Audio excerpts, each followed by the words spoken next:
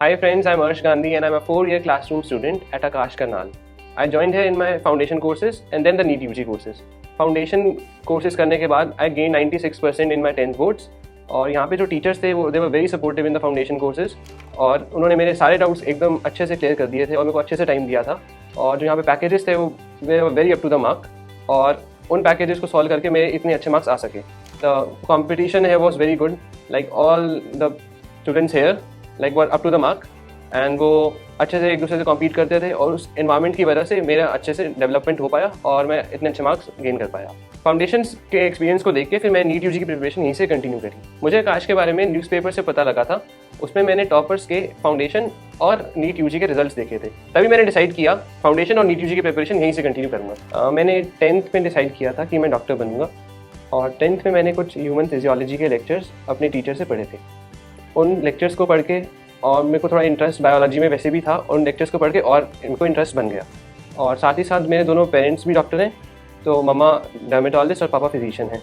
तो उनके जैसे मैं ओपीडी में कभी जाता था तो मैं उनको काम करते हुए देखता था, तो मैं उनसे काफ़ी इंस्पायर होता था कि लाइक मुझे भी ये जो प्रोफेशन है इसके अंदर आगे अपना करियर परस्यू करना है. 10th करने के बाद फिर मैंने अपने पेरेंट्स को बताया कि मैं भी आपकी तरह डॉक्टर बनना चाहता हूँ. दे वर वेरी हैप्पी और उन्होंने बोला कि तुम्हें ये जो प्रोफेशन है ज़रूर परस्यू करना चाहिए.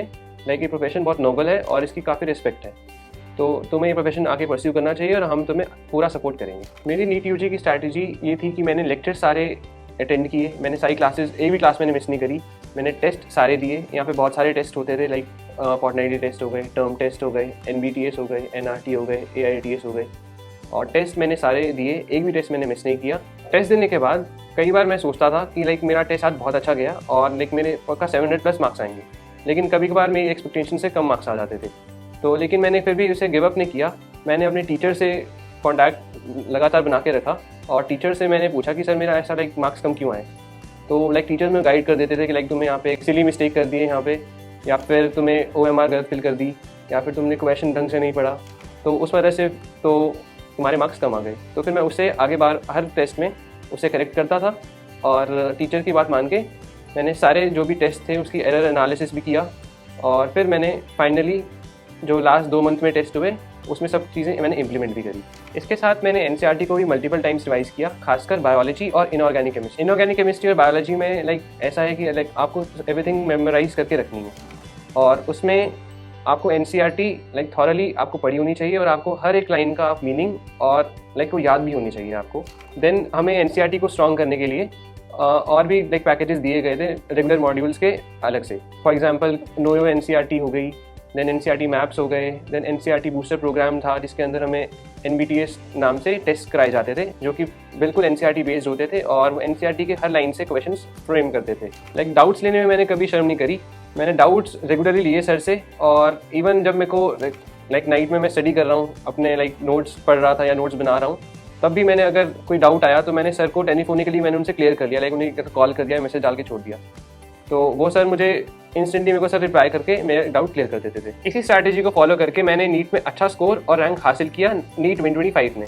लाइक बहुत सारे स्टूडेंट सोचते हैं कि लाइक अगर हम नीट का प्रेप करेंगे तो हमारा बोर्ड्स का प्रेप रह जाएगा, लेकिन ऐसा बिल्कुल भी नहीं है. दोनों का जो सिलेबस है वो सेम है. लाइक हमें NCERT दोनों में पढ़नी है.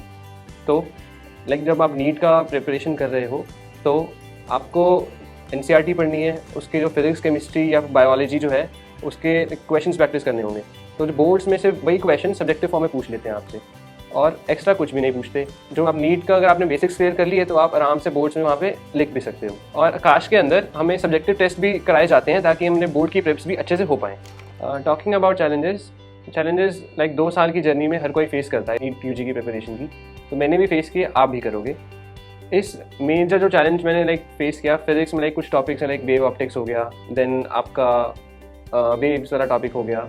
देन केमिस्ट्री में इनऑर्गेनिक केमिस्ट्री में लाइक मुझे लर्न करने में लाइक काफ़ी दिक्कत होती थी. देन बायोलॉजी में इवोल्यूशन फॉर एग्जांपल और एनिमल एंड प्लांट किंगडम.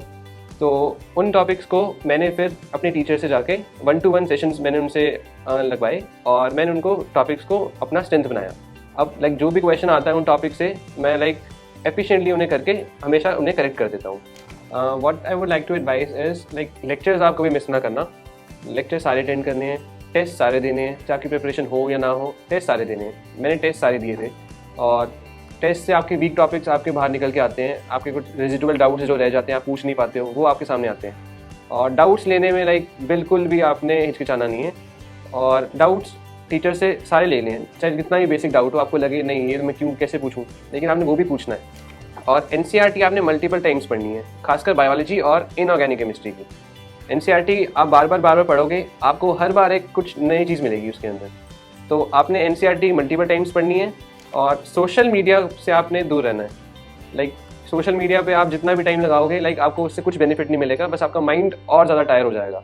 तो आप सोशल मीडिया से जितना अवॉइड करोगे, उससे जितना डिस्ट्रैक्शंस से दूर रहोगे, आपके लिए उतना अच्छा रहेगा। All the best, thank you.